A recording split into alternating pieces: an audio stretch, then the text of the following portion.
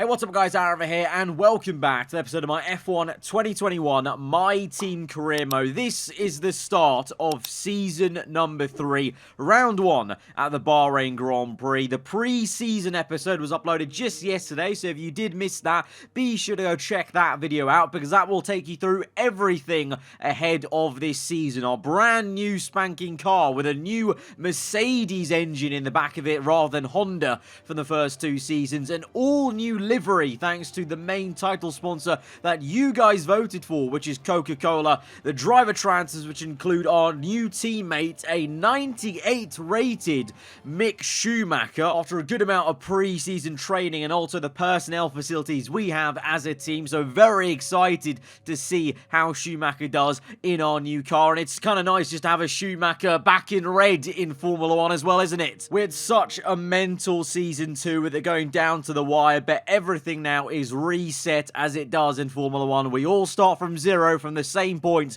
and we go again for another season. And this one is a 16-round calendar, very intense. 2 new circuits to come up, Imola and Portimao. It's going to be very exciting. And we've got a bit of a different pecking order maybe, with McLaren, Ferrari, and Mercedes looking strong, and we may be slightly on the back foot. I mean, the field spread is very close, I will say, on this graph. The scaling is very, very small in comparison to the previous R&D chart. So even though it looks like we're maybe a bit behind, we're still going to be there or thereabouts. And obviously last season we saw so many times the AI individual driver skill can also make a massive difference, and reliability will also be a question mark, because Ferrari were very unreliable last season. At the very end they were very quick and unreliable. McLaren just got their things together at the end of the season. They had a few little wobbles, I would say, in season 2, so it's a question of can they be consistently there. Mercedes, they had a very poor season 2. Whether they bounce back completely according to this R&D chart, maybe so. And then where are we going to be along with Red Bull and Alpine kind of close behind? And the only reason the pecking order really changed a lot dramatically in the season was because we couldn't do things like this. We've now purchased an ultimate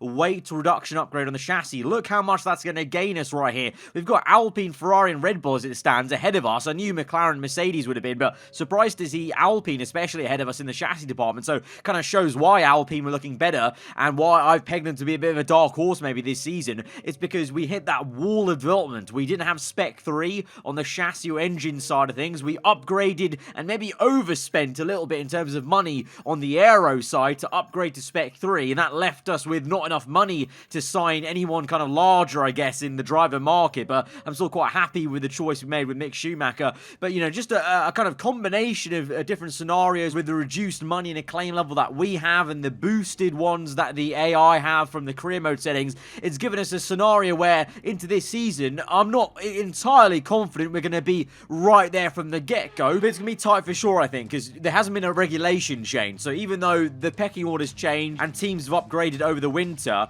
I think because there's not been a regulation change, therefore it should still be just as close, I think, as it ended in season 3, you know, with, you know, only a couple of tenths sometimes covering the entire, you know, field nearly, or the kind of main kind of bulk of it. But as we've seen with the F1 game over the years, nothing is confirmed really until we get to the circuit, because, you know, the menus and the kind of graphs can say one thing, and sometimes in reality, you know, we get to the actual circuit and it's a different scenario. The circuits are going to determine things quite a lot. You know, some cars will suit other circuits better than others, and for us it's a challenge also in season 3, along with all of this, is we do have a bit of a different car. Not only do we have a different power unit, but also the handling is slightly different, as we are going to get held up massively by Yuki Tsunoda here in Q1. I don't know if he's on a flyer or not. I think he's on a flying lap, but very badly timed, and we go for an overtake now. We're side by side, and he goes right off circuit and onto the kind of runoff there, and I assume he wasn't on a flyer then,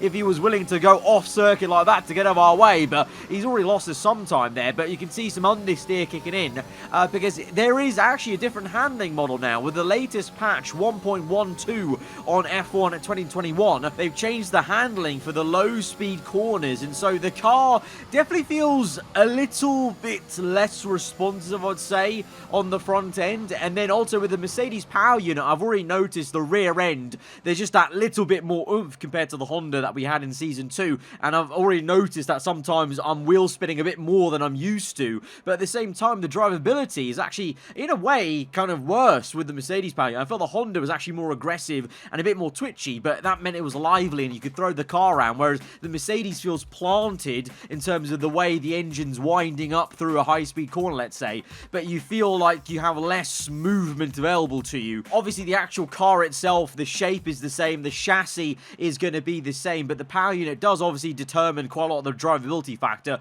We've heard that a lot in real life, and so in the game, whenever you swap engines, I feel with MyTeam, you do have to get used to a bit of a different car. Not an entirely new one, but a bit of a different one, and so we may, take a little bit of time to get used to it, especially over one lap. Qualifying's never been my strongest suit at all, but more so than before. Maybe this first few races, it's going to take me some time to get up to speed over one lap, and so that's why you're seeing right now in Q1, Schumacher up in P2. I don't really think that's where our car is, but obviously Q1, everyone's kind of getting to grips with the circuit, the track's gripping up, obviously will get faster and faster, so it's not really an indication of the true pecking order, but for us, we're quite a fair way off the pace there in P13, but obviously we'll hopefully speed up into Q2. And speaking of now, we're starting our first flying lap then in Q2 to try and get through into the top 10 shootout. It is, going to be very highly contested this season. We've got many teams involved trying to get through into there. Obviously, McLaren, Ferrari, Mercedes are going to be up there.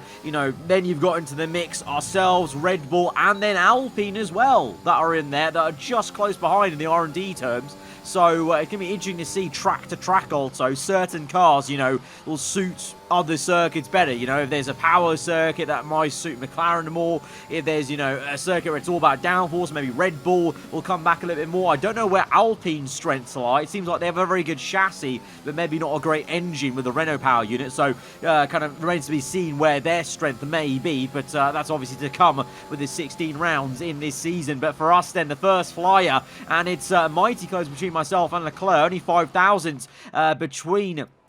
Only 500ths between myself and the Ferrari. At the moment then, back in the garage, we're sitting in P7. Schumacher is up in P2 then. Mick doing a great job to be quite close to Lando Norris right now. And I felt pretty, I felt safe in P7. I thought the deficit to the cars behind us, they weren't going to make that up because we've got the Alpines behind us with the Red Bulls as well of Alonso and Verstappen. So I felt pretty confident that I could maybe get away with not doing a second lap. And that will be obviously useful because that gives us then 2 soft compounded tyres in the top 10 shootout, which will definitely be useful to me. As we end this session, it looks like my confidence was a little bit too much there, as we are knocked out in the very first Q2 of this season, P11. Now, I would be kind of more annoyed at this if it wasn't Bahrain. We know Bahrain, everyone in the top 10 is going to start on softs, they have to. At Bahrain, everyone else, though, is going to be on the mediums, and they're going to be able to do a 1-stop versus the 2-stop that you have to do at Bahrain in the top 10 because of the tyre wear being so high on that first set of soft tyres. So actually P11, in a way, is actually an amazing position to be in. I genuinely think we could actually go for, the top spots maybe if we have the pace on the medium tyre and the hard compound. The tyre wear doesn't affect us too much. So it could be worse. This is probably one of the only few circuits this season where I'll actually be somewhat happy to start on P11 with a free choice of tyre, but Schumacher is in. So Schumacher going to continue the vibe that we had last season of my teammate, my AI teammate, being better than me consistently in qualifying. Whether Mick can carry that forward in the race is another question, and let's see where he actually ends up in the top 10 shootout as well. Let's go to the grid and let's see where they all end up in that top 10. No more testing, no more practice. This is the real deal, and it's make or break here at round 1 of this year's Formula 1 World Championship. We'll be racing around 3.36 miles of the magnificent Bahrain International Circuit today. Keep an eye out for drivers locking the front left down into the tricky braking zone of turn 10. A new season then, a clean slate where anything could happen. Anthony Davidson is with me today as we get another year of Formula 1 underway. We're into those tense few minutes before the first race then. Everyone's a little bit nervous about reliability. They haven't been running in the hot, turbulent wake of other cars in practice, and they've not been pushing at 100% for long durations. Let's hope no one has to deal with any nasty surprises. It's time to take a look at our starting grid for today's race. Lando Norris put in a fantastic lap yesterday and will start from pole position, and Mick Schumacher completes the front row. As we continue through the rest of the grid today, we have Bottas, Hamilton, Daniel Ricciardo and Leclerc, Sainz, Verstappen, Russell and Fernando Alonso, the owner driver, Ocon, and Guan Yu Zhou, and Gasly, Ireland, Tsunoda, Nikita Mazepin and Lance Stroll, Giovinazzi, Lundgaard, Matsushita and Nicholas Latifi. It's almost time for those 5 red lights to go out. Then let's see who can prevail today. I can't actually believe what has occurred here, what we've seen on the grid sequence there. I really wish we could watch these Q3 sessions if you get knocked out, because Mick Schumacher has gone onto the first row alongside Lando Norris. He's in second place for his first ever qualifying for our team. That is absolutely amazing. It's very 2x2 after that with Mercedes and then Ricciardo. You've got a little bit of a deficit from Lando Norris's teammate. Then 2 Ferrari, Red Bull split by the Alpine of George Russell. But, well, Lando Norris starting on the front foot then. I was, questioning, obviously, Lando was the quickest of the McLarens in Season 1. Ricciardo last season clearly was the better man with more wins. So it looks like the first blood goes to Lando then for the McLarens this season. Mercedes genuinely look like they're back to the front of Formula 1 then. And Ferrari will be disappointed because I thought they'd be a little bit closer. And then Alpine and Red Bull, like I expected, quite close together. But the fact that Schumacher's gone and put it on the front row is absolutely insane. That is crazy, and I'm very curious to see how he does in the race now. Maybe we shouldn't be so surprised. He is 98 rated right now. That won't last forever though, so let's see what he can do in the first rounds and over the course of the season. And it's going to be hard to judge straight off the bat. We need to actually see how this first race goes. And in terms of this first race then for us, well, I'm still confident. Now, well, Schumacher's proven that we've got a car that can get on the front row here at Bahrain. So now for me, P11, free choice attire, surely, I'm not even kidding, should we be aiming for the podium, for maybe even a race win from P11 with that one stop that is so powerful around Bahrain if you have the pace. And Schumacher's showing that, at least over one lap, maybe we have the pace. Race pace will be different with the tyre wear, but that's still very promising. So this could be actually a very tasty first race for the team rather than a bit of a struggle like I thought it was going to be. So here we are then getting psyched up for a new season. Everything has been reset and we're all back down to 0, and we go again here for the first round of Season 3 at the Bahrain Grand Prix. We go to 5 red lights and we are underway, and it's a good start versus Alonso, but then a lot of wheel spin in 3rd and 4th gear, almost hitting the Spaniard on the right. We've got the Alpine of Ocon on the left-hand side as well. It's 3 abreast ahead. Leclerc, Verstappen and Russell going at it, and Russell going through to the inside to overtake both Verstappen and Leclerc ahead of us. We get jumped by Alonso and Ocon, but we're going to come back at Fernando on the left-hand side. The white Red Bull now for this season on the right. Ocon dive-bombing Sainz, but he gets held up and pinched in by the Spaniard and instead finds us for company. We're still getting to grips with the car. You can see the rear end is snapping at me as we fend off Fernando Alonso, and meanwhile Mick Schumacher is being attacked and dive-bombed by Valtteri Bottas into the hairpin. The silver arrow is silver again, and Bottas is up into P2. Schumacher loses his second place. It's still Lando Norris though from pole position out in first place with a healthy margin already of 1.1. So is that Lando checking out of this race already, I wonder, as Schumacher struggles for the initial pace on the soft compound, maybe the heavy fuel, new car. Obviously he came from Haas, so it's a different surrounding. We're still getting to grips with our car as well. It's the same car, but the power unit's very different, and like I alluded to in qualifying, the wheel spin I'm getting on this car is very different to the Honda power unit from last season and Season 1, so that's definitely something having to get to grips with in terms of kind of unlearning the muscle memory from our right foot and relearning it for this Mercedes power unit. But we're staying stationary then in P11 at least where we qualify, but now can we try and chase after Ocon? We should have the pace in a straight line versus the Alpine. It's made such a gain in the chassis department, but the Alpine's still pretty slow in a straight line, I think, and now we're going toe-to-toe with Esteban Ocon. So fine on the left left-hand side. We give him enough room to work with, and is respectful enough, and we're up into P10 then it is, and he's actually being overtaken by Alonso now, such as the lack of pace maybe in a straight line, and the Red Bull accelerating so quickly off turn 3, and Alonso is up into P11 there. So Alonso may be pretty old right now in this career mode, 3 seasons on from F1 2021, the actual season itself. He's still kicking and still got some racecraft in him. On to lap number 3 though, and Lando Norris still leads the way from Bottas. Schumacher still in 3rd place, just about though, but you can see Ricciardo is putting a lot of pressure on him in that second McLaren. Hamilton close behind in P5, then Russell in the Alpine ahead of both Ferrari. So Russell's doing a great job. He's had a fantastic start because he was between the 2 Red Bull cars just ahead of us. So the fact that he's actually made up to P6 is absolutely fantastic for his sake. And then the 2 Ferraris, well, they'd be kicking themselves. I thought they would have had way more pace than this. P7 and P8, they'll be, or P9, they should be very disappointed in that right now. Let's see how the race pace is, though, as we go on through this Grand Prix. Verstappen P8, and then, of course, ourselves in P10. We're now chasing after that first Ferrari of Carlos Sainz. Lap number 4, then, a replay here of Ricciardo overtaking Schumacher. I actually missed this in the recording earlier. That's why there's no timing tower on the left-hand side there, but Ricciardo was able to get Schumacher in a straight line, then Mercedes v Mercedes power, so nothing really in between it, just DRS making that difference for Ricciardo. And so let's see if Schumacher can come back at him later in the race. Meanwhile then, for us, we've caught up to the Ferrari. Sainz defensive on the inside. He's on the soft compound, but lap 5 already,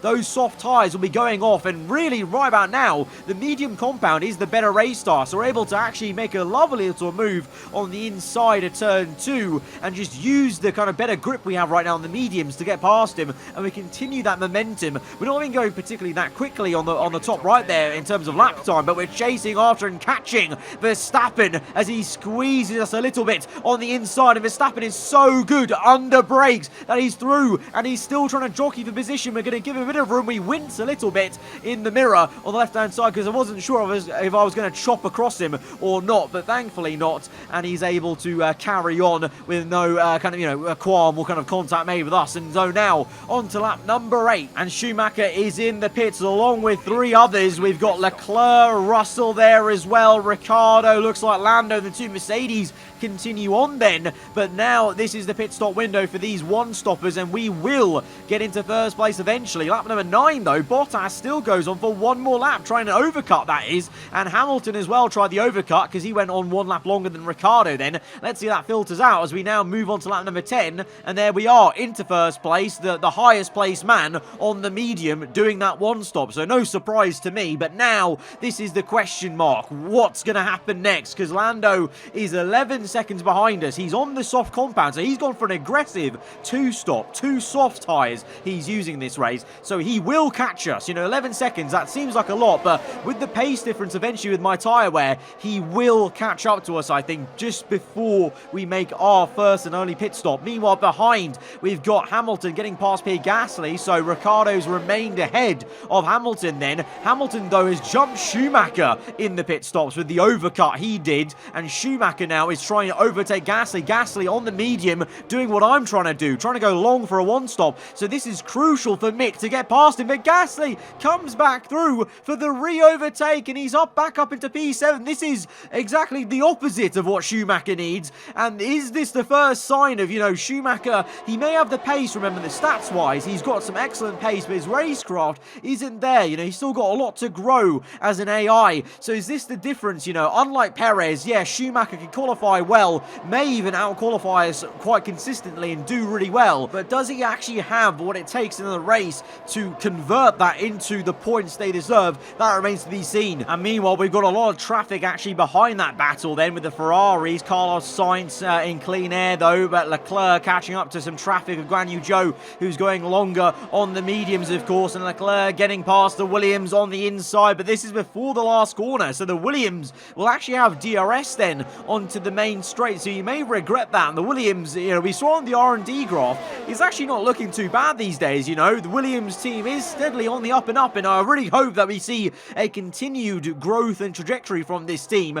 And Guan Yu Zhou actually embarrasses the Ferrari and re-overtakes him. So, obviously, eventually, I feel like the Ferrari will get the Williams car, but it's quite amazing that he's putting up such a fight and actually keeping it at bay, more so because, how often have we seen before, every car under the sun just fly by the Williams in Season 1 and even Season 2 a fair few times at the start of the year, but towards the end of Season 2, the Williams was very much getting up into some pretty decent positions just outside the point, so we'll, keep an eye on that. But anyway, back to our race then, lap 15, and we've been just trundling around in first place, trying to do the best job we can at going quick, but not too quick and pushing the tyres too much, because I need to stretch these mediums as much as we can, because I don't really want to be on the hard tyre as long as I can help it, basically. The hard compound is not a good compound at most circuits, especially Bahrain, though. It just doesn't grip in, so trying to protect my tyres. But like I said, Lando would and has now caught us on lap 15 onto 16, and so if we can actually defend against him, this would be ideal, because we are, if we hold him up, we would actually be racing him, because we've both got now one more pit stop left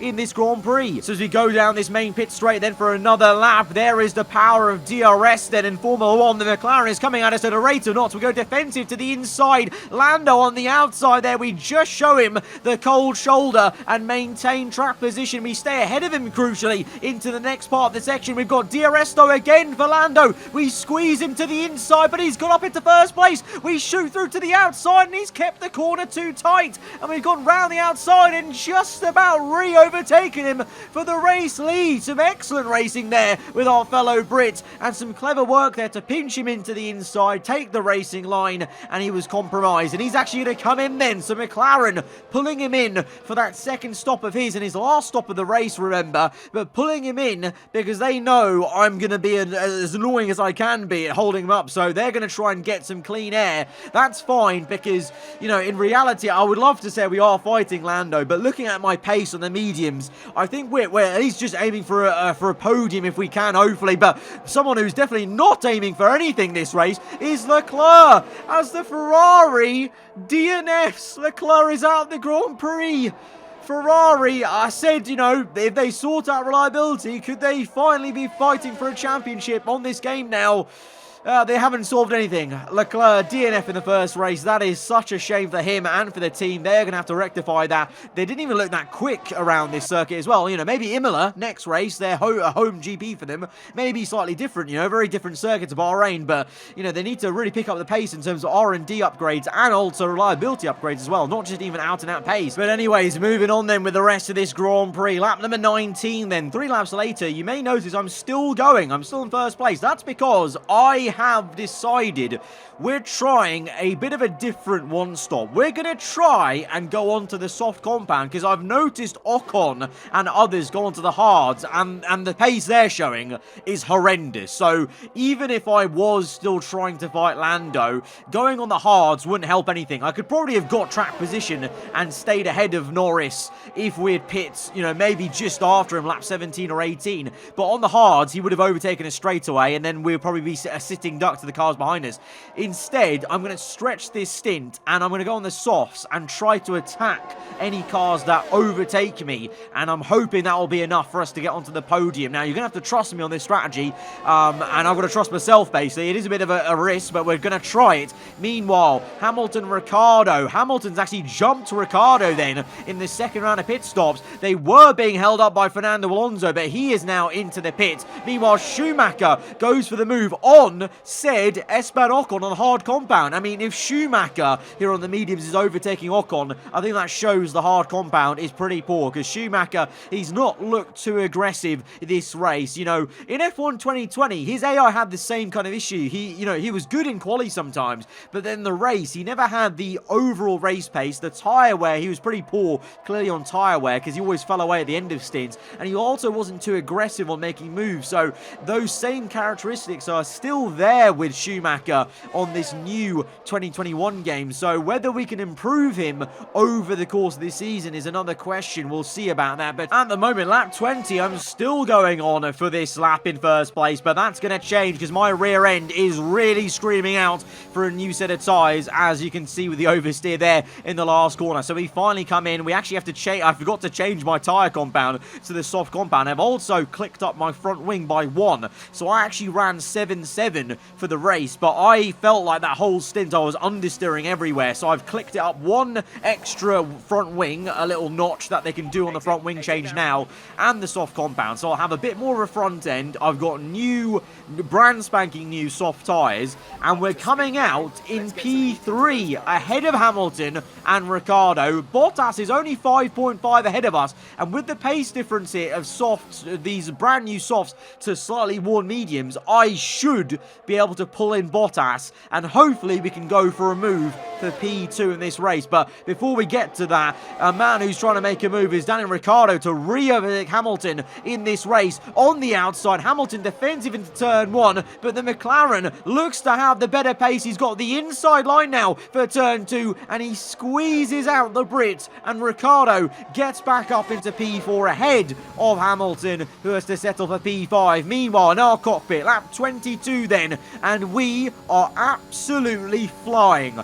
Extra front wing on the front end, nice and pointy front end now compared to that entire first stint. I definitely went too low on the front end of aero. I was not comfortable with 7 on the front wing, needed the 8 front wing. That's helping me out a lot now in the front end. And then also the new tyres, well, you're about to see a very quick fast lap of the Grand Prix. Obviously, remember, we're much lower fuel now compared to everyone else, so that probably will be the fastest lap of all. But remember, we are going to take some life out of those tyres. So already then, lap 24, we've caught up to Bottas. We're within 3/10, but you can see in the top right there, 2 red sectors. One, the tyre wear is very high. We saw that with the AI themselves in the first stint. So already I've taken out maybe a little bit of tyre life with that fast lap of the Grand Prix. And also at the same time, look at how quick Bottas is in a straight line here. So I'm catching Bottas in the corners, and in every brake zone, my tyres are clearly giving me the advantage. But every acceleration zone, Bottas is so good.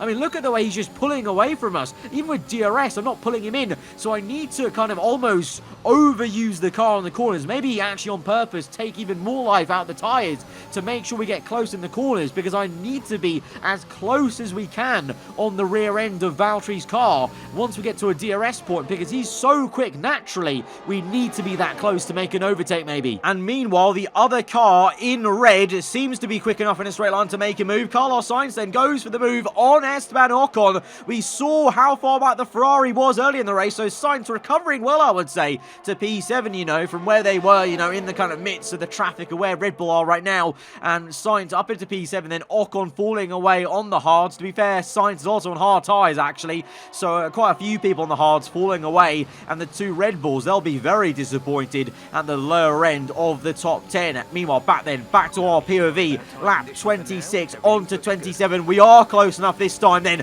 Can we go for the move? Bottas squeezes us to the inside, but we're going to commit to the inside line. Bit of a lock up there from Valtteri. Oh, so close on the left-hand side. The rear end steps out. We're going to drift on, and we're going we were opposite lock into the left-hander. We were drifting while simultaneously battling Bottas. That was absolutely insane. I don't know how we kept that going, actually. We were so close to breaking a bit of our front wing, you know, because if I tapped his side pod there, that definitely would have been damaged, because we've got simulation damage on, of course, in this career mode. As you saw so many times last season, it kind of ruined AI and even my races sometimes with the simulation damage on the front wing and the floor as well. But yeah, keeping it as clean as possible, but you can tell I'm really not used to the Mercedes power there. Also the tyre or the soft compound, but I felt like that was my muscle memory kind of doing what I was doing last season with the Honda powered car, and just there, the rear end step this time. Second time lucky then on lap 28. Can we make the move stick this time round. Bottas again goes to the inside. This time we will go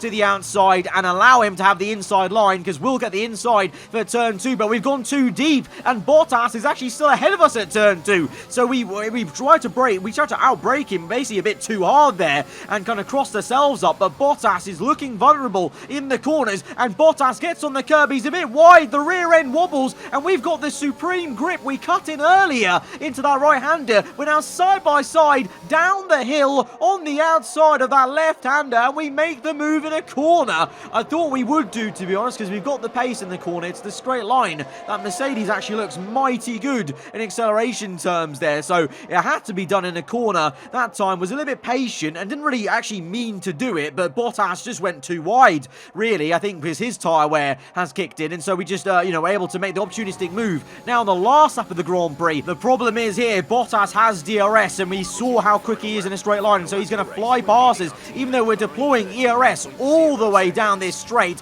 but we're going to go as late as we can on the brakes, cut in tighter for the switchback. Doesn't work, but we are behind him, and that means we have DRS now for this second straight, so a bit of a Wild Fox move, playing some Formula 1 chess in movement on the last lap of the Grand Prix as we go around the outside now, jockey for position, give him some space, oversteer for some good measure, and we're back up into P2, and that is going to be checkmate for us for P2 as well, because we'll be able to hold him off on the second straight, but it's going to be the other Brit, Lando Norris, that goes through to win the first race. The Bahrain Grand Prix is Lando Norris's and McLaren's. They take the first blood in Season 3, but we come home in a very, very nice P2, I must say.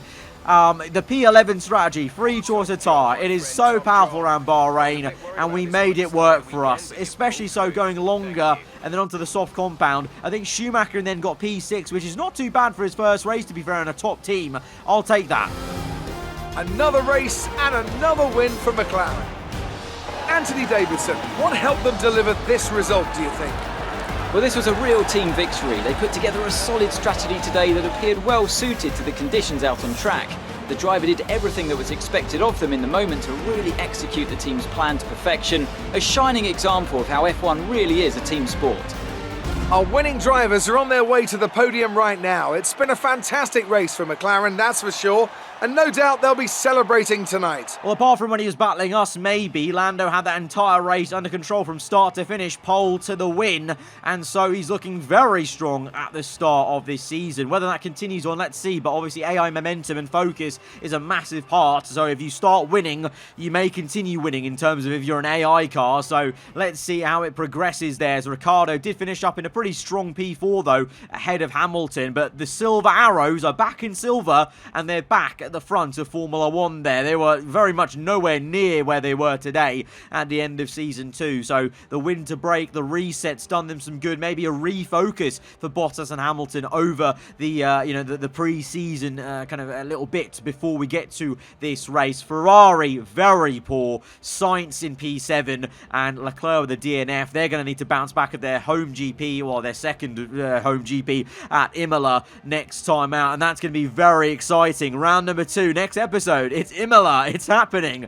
in MyTeam career mode, but that has been a very solid start, I would say. From where we were, I think we made the most of it, especially with the soft compound at the end. It was tricky with how quick that silver arrow was in a straight line, and Schumacher, even though, yes, he did start on the front row, I think I wasn't expecting him to really convert that to a podium, I don't think, because of, his AI versus Perez, the experience, the lack of experience, really. We know that Schumacher has time.